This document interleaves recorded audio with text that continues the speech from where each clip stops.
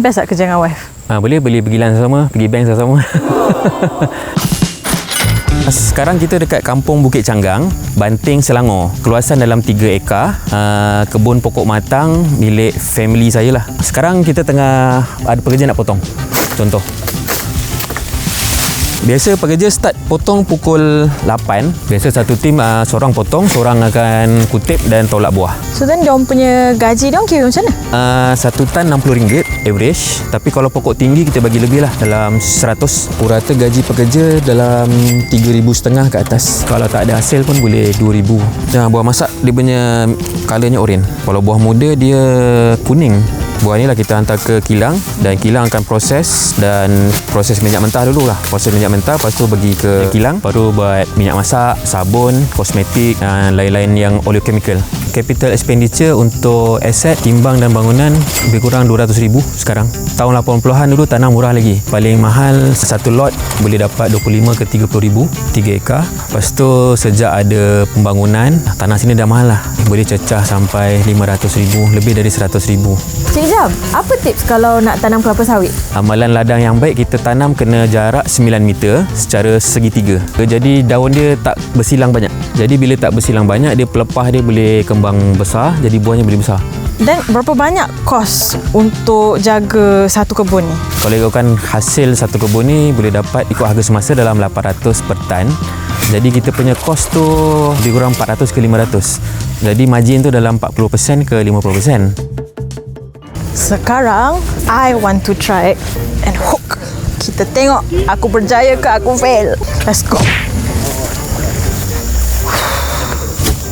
Betul. Tarik separuh pun. Tak apa, ni dia tarik separuh dulu. Okey. 1, 2, 3. Oh, terlepas. Ataskan pisau. Yang putusnya rasa macam tangan saya, bukan menaik lain ni. Naik pegang kan, naik ni. 1, 2, 3. Okey. Aku rasa kalau aku kerja sini memang Cik Jan tak dapat lah apa-apa hasil. 800 sebulan jadi RM8 sebulan. Dia nak buat apa sekarang? Nak buat pemangkasan, pruning, buang daun. Oh, kenapa kena buang daun? Kalau tak nanti dia tak buah tak masak. Banyak nanti mabuk daun. Mabuk daun? Terlebih daun. Jadi buah tak nak keluar. Ni contoh ni lah buang daun. Kita simpankan 2 pelepah bawah buah. Faham? Jadi buah tu start dari petik sampai ke kilang sawit kena dalam proses dalam masa 24 jam. Kalau tak siap dalam masa 24 jam punya window tu apa jadi? Boleh jadi buah hilang. Kalau dalam 3 ekar tu, kalau ada 3 longgok, kadang 1 longgok boleh hilang. Kalau 1 ekar tu kadang separuh. Separuh kebun boleh dia curi.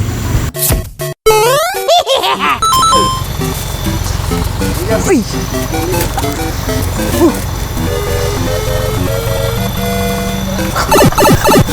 Saya cucuk balik.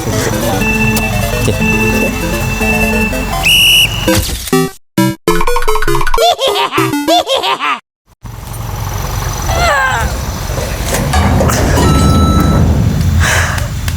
Alright. Bukan untuk saya. Lepas potong buah, lori akan kutip dan bawa ke sini untuk ditimbang dan dikumpulkan di sini di pusat timbang. Kemudian akan dinaikkan ke lori 12 tayar ni, lori besar. Kemudian akan terus pergi ke kilang minyak sawit untuk dijual. Timbang sawit ni kira satu perniagaan, cabang perniagaan dari selain daripada kebun sawit.